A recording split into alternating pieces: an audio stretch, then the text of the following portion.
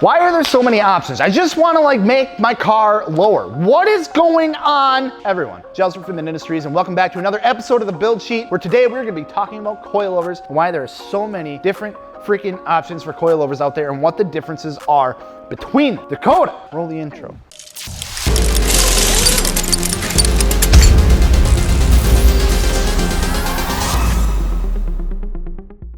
I know you don't edit this one anymore. Steve, sorry. Got it. Before we dive right into it, don't forget we are doing a giveaway with Fortune Auto this month to give away a free set of Fortune Auto coilovers. And we got this absolutely killer t-shirt to go along with it. I'm not wearing it because I'm a dummy. Actually, I actually don't have the shirt yet. They haven't come in. But click the link below to grab the shirt, automatically get entered in to win free set of Fortune Auto coilovers. And don't forget, if you haven't already, fill out an application for the FI3 team while you're at it. We're looking for enthusiasts such as yourself with a dope car to grow our team. So go ahead, click the link below in the description, fill an application, give it a shot. What do you got to lose? Coilover suspension is one of the most versatile suspension modifications you can do to almost any vehicle on the market today. With that, we see a plethora of different suspension companies coming out with coilover options for different vehicles, and within that, we even see different options offered by the same company for that same vehicle. Fortune Auto, BC Racing, and Tane are great examples of coilover manufacturers that offer different lines of coilovers for the same application. What we start to see with that is there are what we consider street coilovers, and then we have performance coilovers or race coilovers. So what exactly is the difference and what makes one type of coilover so different from one another? And more importantly, why are they so expensive? Some of the key factors that play a role in defining different types of coilovers are things such as amount of adjustability that they have, the type of damping that they offer, the overall structure and design of the shock, and even the springs. So let's take a look at some of these factors a little more in depth individually and compare them to the examples of what we see on the market. First up, let's look at Tane, because they are a great example of the difference in the amount of adjustability that is offered throughout their different coilover options. If you look at the first line offered by Tane, you will come across the Street Basis line or the Street Basis Z line. Now this line is a very entry-level coilover and requires the use of even some OEM parts like the mounts and everything like that from your car, and are really only adjustable in the fact that you can adjust the ride height. As you go up from the entry level, you start to see damping adjustment with their Advanced Z line and the introduction of camber plates once you get up to the Flex Z line. For the most part, what you consider a street coilover is going to be a coilover that offers mostly one way of damping, ride height adjustability,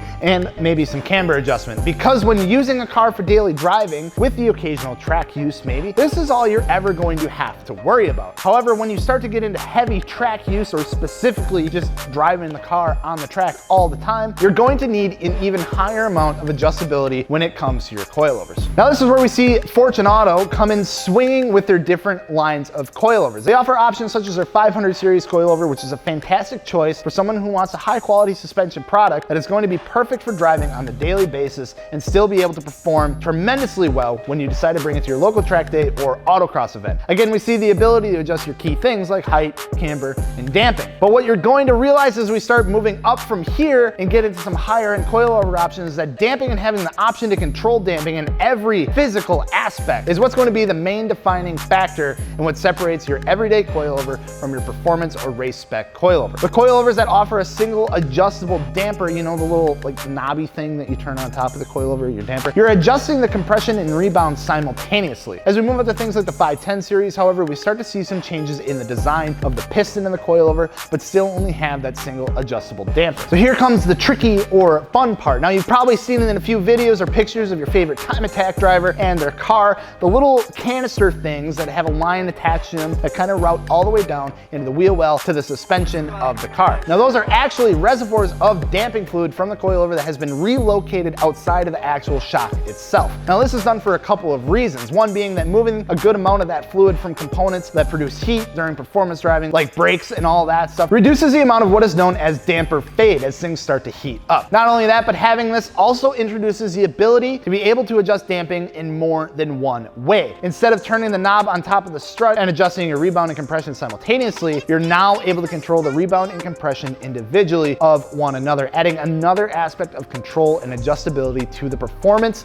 of your suspension. And it doesn't stop there. Oh no, because that would just make too much sense. Because on top of all that, we even see things such as a 3-way adjustable coilover options, which still maintain the similar external reservoir while also adding an adjustment for high speed and low speed compression and rebound. So Gels, what does this mean for me? Well, to be completely honest, unless you're building a track monster or really trying to shave, a second or two off of your lap time, not a whole hell of a lot. You see, there's a reason why suspension companies offer multiple options for their coilovers, and that is because they know that not everyone is gonna need a $5,000 set of coilovers for their daily driver, that they just want to lower their car a few inches, have some good fitment, and all that sort of fun stuff. However, they wanna compete in the motorsport world. Now, does that mean that you can't run, some 3-way adjustable coilovers on your street car? Absolutely not. But I mean, if I would recommend it, also probably not. I mean, if that's what you want to go for, by all means, go for it. Like we've talked about in the past, going from stock suspension to something like coilovers, you see an exponential difference in the amount of drivability and performance that you get out of it. However, if you compare, let's say, a 500 series coilover to a Pro 3-way, the amount of difference starts to flatline